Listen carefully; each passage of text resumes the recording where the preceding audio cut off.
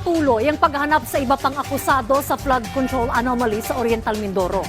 Base sa impormasyon ng Department of the Interior and Local Government, nasa Europa si dating Congressman Zaldico. Yan ang ulat ni Patrick De Jesus. Pinaniniwala ang nagtatago ngayon sa Portugal si dating Congressman Zaldico. Ayon kay DILG Secretary John Vic Remulla, matagal nang may Portuguese passport si Ko. Nakikiusap kami sa lahat ng mga Pilipino sa buong mundo na kung makita nila si Zaldico, kung pwede na lang picturean, padala kagad, i-post kagad sa internet para may idea tayo kung nasaan siya. Isa si Ko sa mga may warrant of arrest, kaugnay ng kaso sa umano'y korupsyon sa flood control project sa Oriental Mindoro.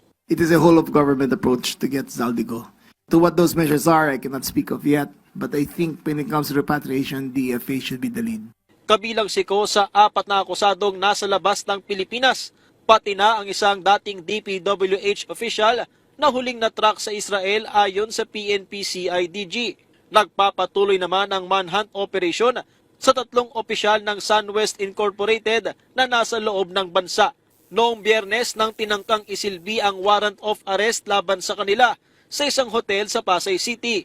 Ngunit hindi sila natagpuan. 2 sa mga ito ay nagpahayag na ng intensyon na sumuko sa pamamagitan ng kanilang kaanak. Although nakita natin na mataas ang posisyon nila sa company yon, but dami lang po yon.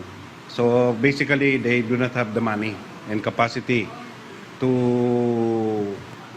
pay for a lawyer ng sarili nila. May back channel po na sa amin.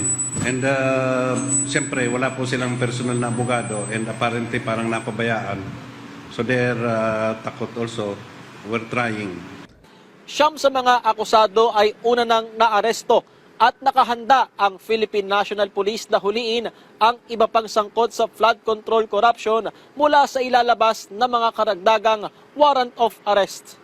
With or without the protest rally, ang inyong pamahalaan, ang gobyerno, ang ating presidente at lahat ng law enforcement agencies ay gagawa ng paraan at to ensure na there will be transparency and accountability lalong-lalo na dito sa flood control project. Sa gitna ng sunod-sunod na protesta kontra katiwalian, iginiit ng palasyo ang patuloy na pagtutok ni Pangulong Ferdinand R. Marcos Jr. sa gumugulong na investigasyon, habang tiniyak ng DILG na may mas malalaking personalidad ang pananagutin. Papunta na tayo dun sa Pating at Balyena. Doon na tayo papunta. Okay. Malapit na yan. Bigyan natin ng ombudsman ng karapat-dapat na oras.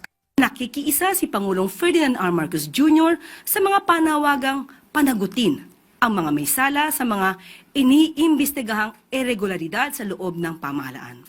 Umabot naman sa halos 56,000 ang lumahok sa nasa 80 aktibidad sa iba't ibang panig ng bansa kahapon kaugnay ng protesta kontra korupsyon.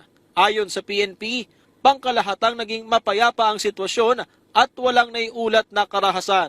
Bukod sa deployment ng mga pulis at iba pang kinaukulang ahensya ng gobyerno, kinilala rin ng PNP ang kooperasyon ng mga rallyista. Patrick De Jesus para sa Pambansang TV sa Bagong Pilipinas.